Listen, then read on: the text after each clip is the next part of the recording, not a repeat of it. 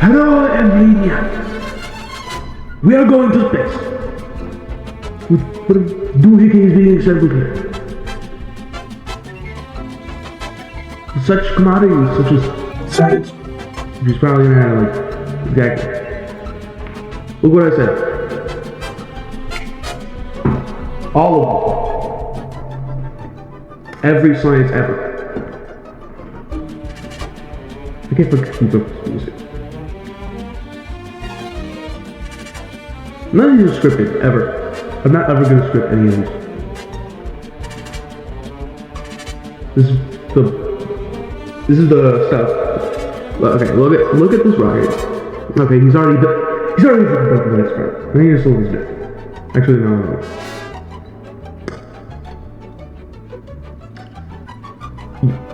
Go fuck what man alone if you want an explanation of rockets.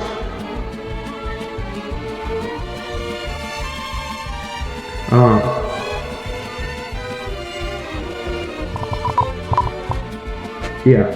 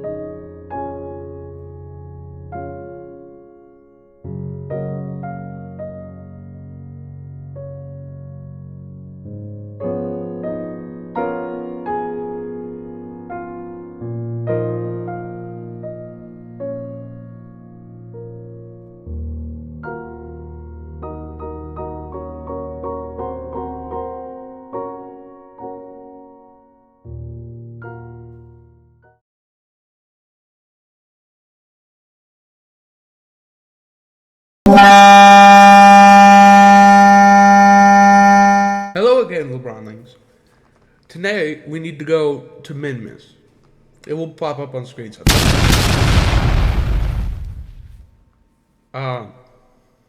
Currently, we're making the lander. It's going to get multiple renditions of it. Because those are supposed to... He doesn't have a heat shield on here. He needs to have it decouple. I think he's just now figuring that out. Yeah. And now we will finagle with the placement and attachment. There we go. I mean, that's about it for a lander. He just needs the science in there. And a heat shield, yeah. I did announce that already. I don't think drogue shoots were necessary. I've returned from the moon many a time. I don't think I ever needed drogue shoots for that payload. Especially if I eject the heat shield. He should not be adding 2 science units. He's figuring that out now. Because you can reset those ones. The barometer and the thermometer. And also crew report. The only way to reset crew report, though, it doesn't have a normal reset. You need to set a Kerbal on EVA, and then take the experiment out of the crew capsule, and then put it back in. Apparently, I think he's putting together the transfer stage to... Well, later, it's not going to really be used as a transfer stage, because, you know, he's mostly going to just use it to get more into orbit. Oh, this is not a transfer stage. He's just going with it. Okay, 2 stages. That works. That's not going to work. He knows.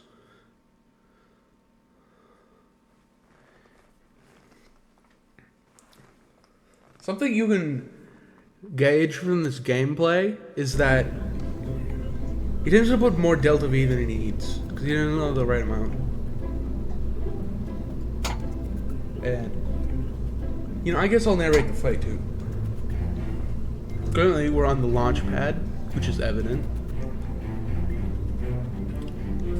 He's throttling up. He's checking the staging. Well, he already checked. There we go.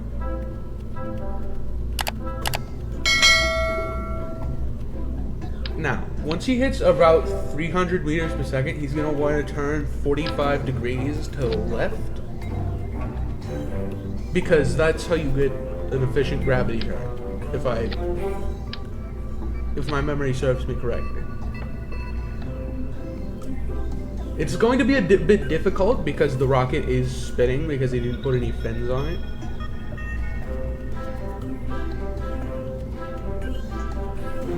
And then after you hit 45 degrees with that green marker, which is called the prograde marker, you're just going to want to set the auto target to prograde so it'll slowly go to the right.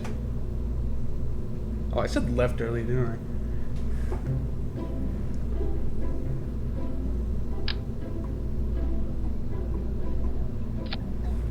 As you can see, we're pretty close to out of the atmosphere, kinda. You want to get your apoapsis, which is the highest point in your orbit, over 70 kilometers, because at that point is out of the atmosphere. Once you get it there, get it a little higher and then just coast there. So then you can point prograde like directly sideways when you're up there. Oh wait, no, he did do 3 stages. I'm just blind. I'm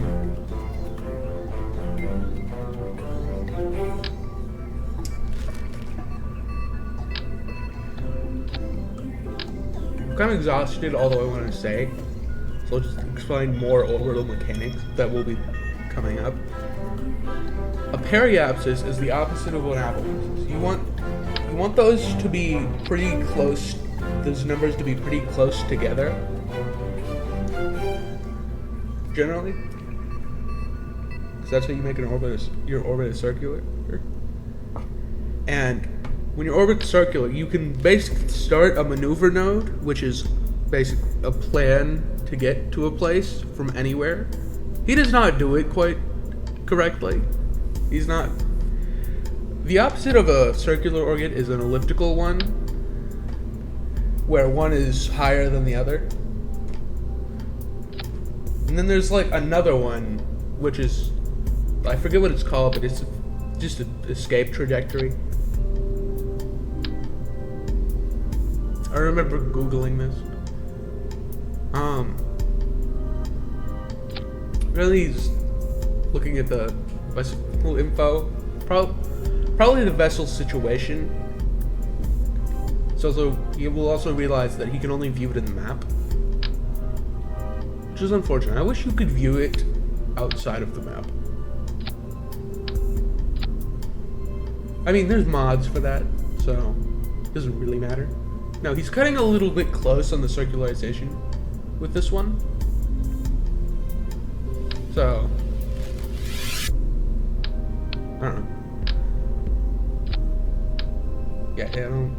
He's gonna. You know. Oh, yeah.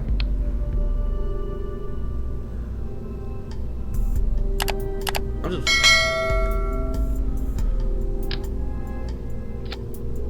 I sound like the motherfucker from Baltimore. So heavy gibbering.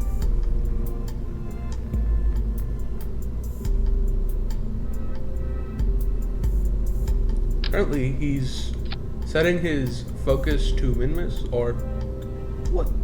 Why are you doing? You're not going. You do not have enough Delta V to go any of those, or rather, Delta V to go there and come back.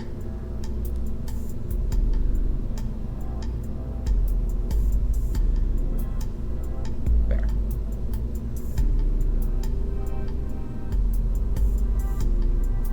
Now he should set his target to min-miss. which is the second moon out. The reason he's going for the second moon out, even though it takes more delta V to get there, is it takes less to come back. Delta is like a triangle thing, letter. It means change. And then V stands for velocity.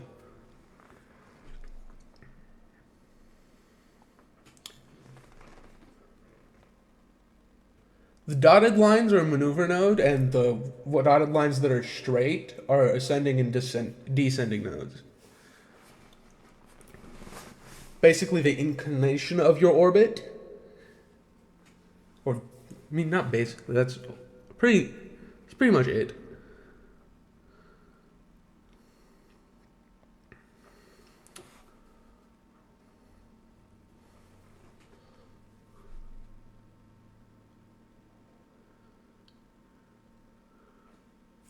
There you go.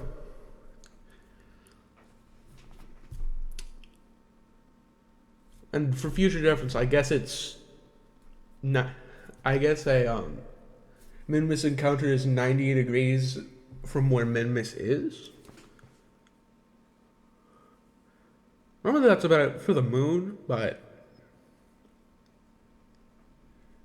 I guess it tracks.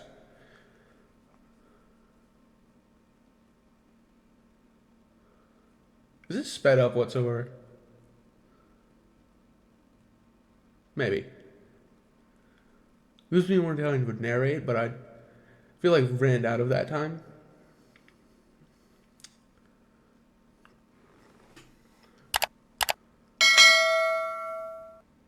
Oh.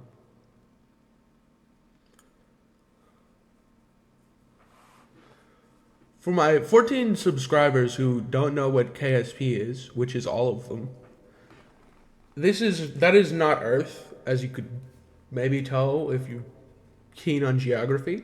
That is called Kerbin. The little green fellas on there called Kerbals.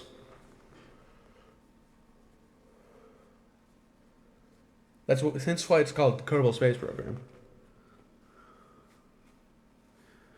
Now, if we look at the nav ball, which is the ball for navigation, you can see like 3 different markers. The pink one is towards the target. The blue one is towards where you're supposed to be pointing for the new node. And I already mentioned prograde earlier.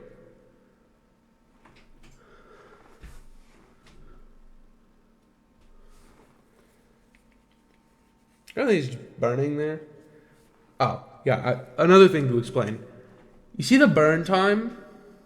Generally, you want to cut that in half, and then half of that number is when you want to start your burn from the node. How far away the node is. So, like, say the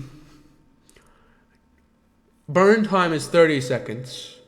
You want to start burning when the node says 15 seconds away. Get it? Now,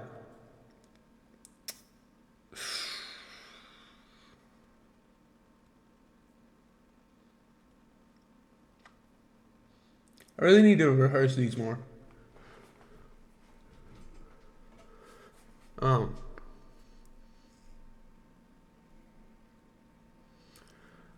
The part where the line changes color there, the yellow line, that's where the ship enters the gravity well.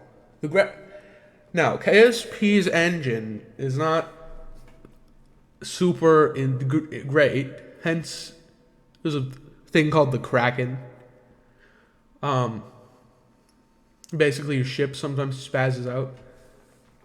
But gravity wells are so that KSP doesn't have to calculate all the gravity of everything colliding, like all the colliding gravity wells. So what that means is you can't be affected by 2 planets' gravity at the same time. Planets or moons. There is a mod, however, that does change that. I do not have it installed. I forget what it's called. If somebody in the comments could tell me, that'd be cool. I probably won't install it though, so I'll reply though. I barely ever get comments.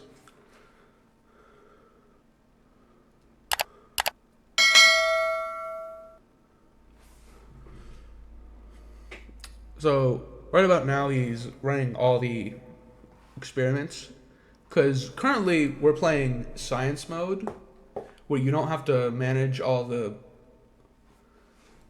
aspects of money.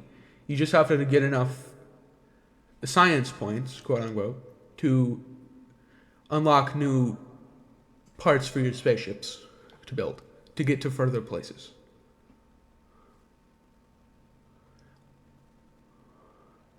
Personally, career mode's more engaging because of the missions. I wish they had missions like exclusively for science in science mode, just to do stuff.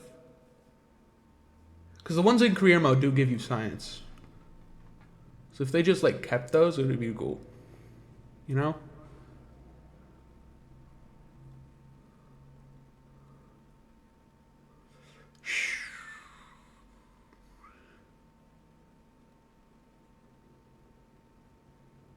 Now, he appears to be going to land, which hence why his periapsis is so close. He'd probably impact the ground if that was anything lower than 5,000 meters or 5 kilometers or 5,000 kilometers. I don't even know. I'm American.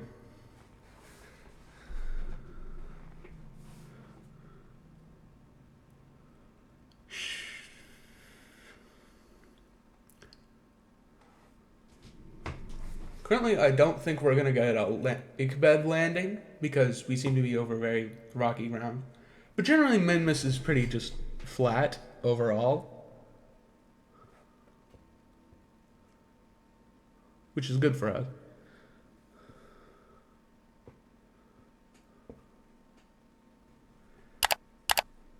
Um,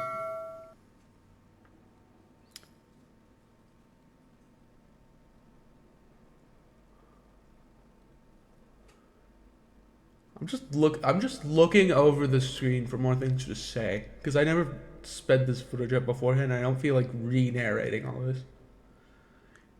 You know, you don't know. Probably not. I don't think any of my viewers are YouTubers yet.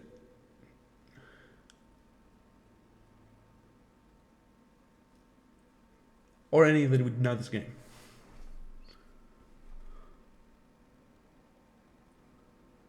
Unless I get really lucky.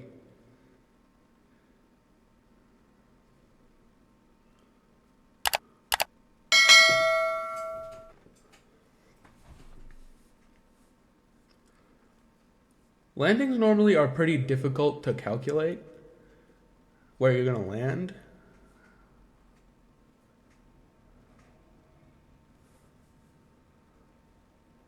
So generally you have to finagle around when you're down there.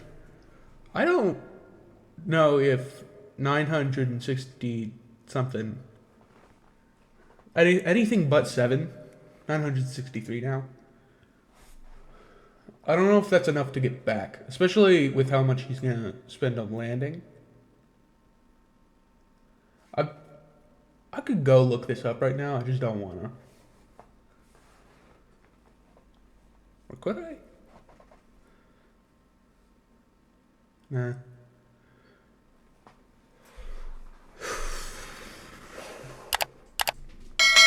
When you get down to the surface, other than the experience points on the ship, you can also take a surface sample.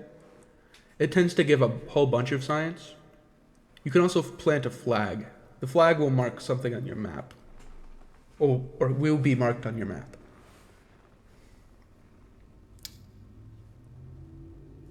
You can't store 2 of the same experiment on your craft. Or at least in your crew capsule. So if you're going to have 2 of the same experiment, keep it in the experiment and just bring the experiments with you.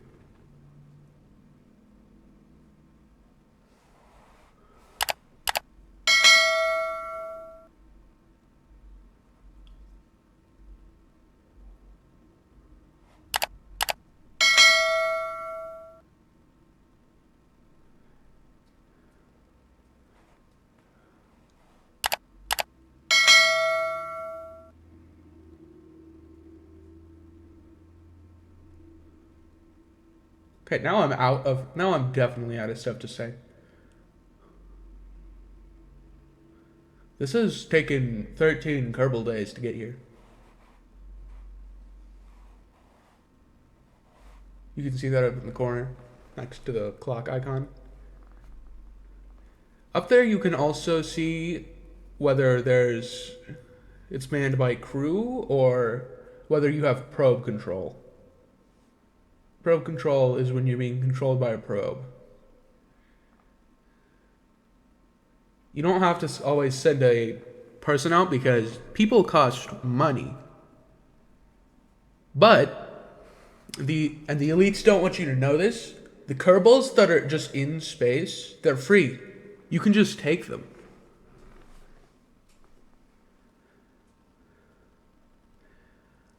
It's coming down at a perfect sub 1 meter per second landing, which is a good. If you're landing on Minmus where the gravity isn't that great, don't try to come down as slow as you can so you don't accidentally bounce.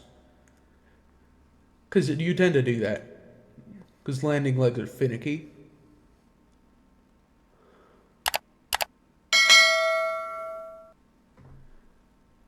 Now he's probably going to go plant a flag after he does this. Luckily he didn't remove the jetpack from his inventory to save weight this time. Because he would have needed that to get back up.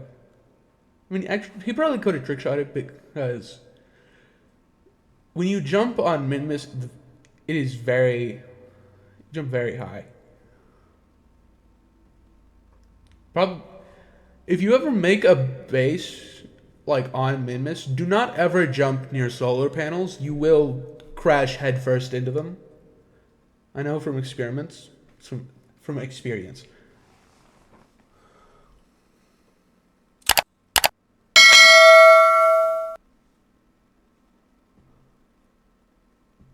Now, surely for the first Kerbal on the moon, he will name this something inspiring.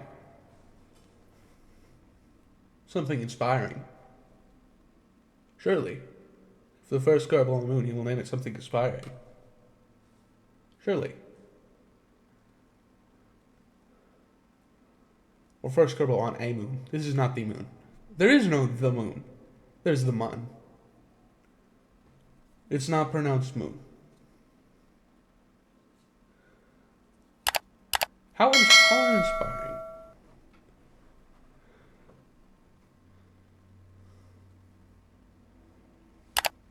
Now, something that I tend to do when playing KSP is I tend to misclick the spacebar and accidentally stage,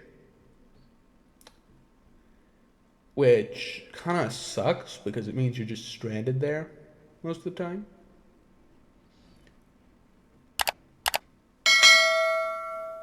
Now, certainly that won't affect the thing that is happening now. Surely.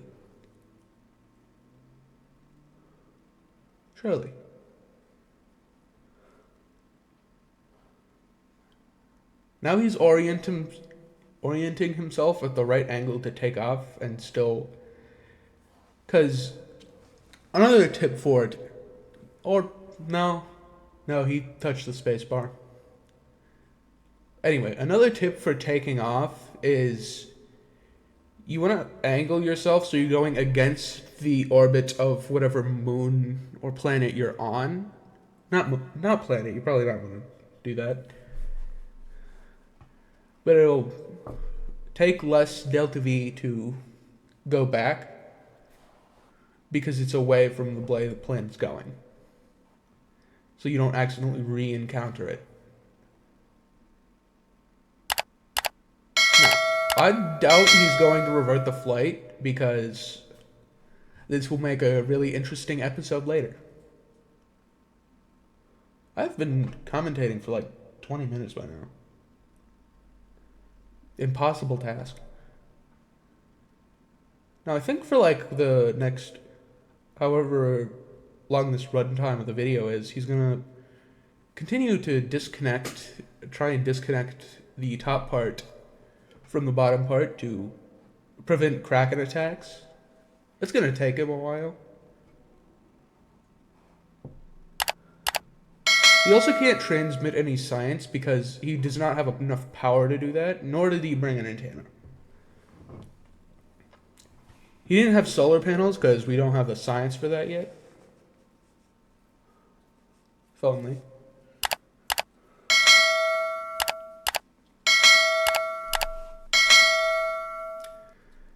Now, he should eventually figure out that he needs to close the service bay. Oh, there we go. But he also needs to close the Science Junior.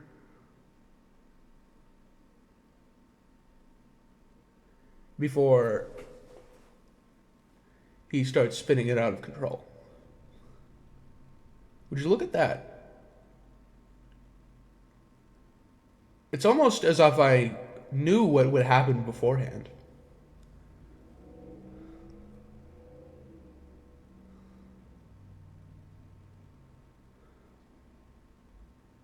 There he goes. Now, to prevent it from rolling around, and so he doesn't have to use electricity on the reaction wheels, he's going to open the service bay and jettison the heat shield for no reason. Because now it kind of looks like a cannon. And you can just do that for some reason. Yeah, that was pretty cool.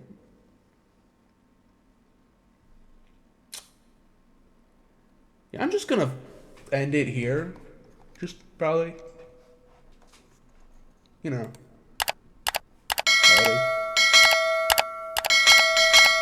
See you later, guys. Thank you for watching.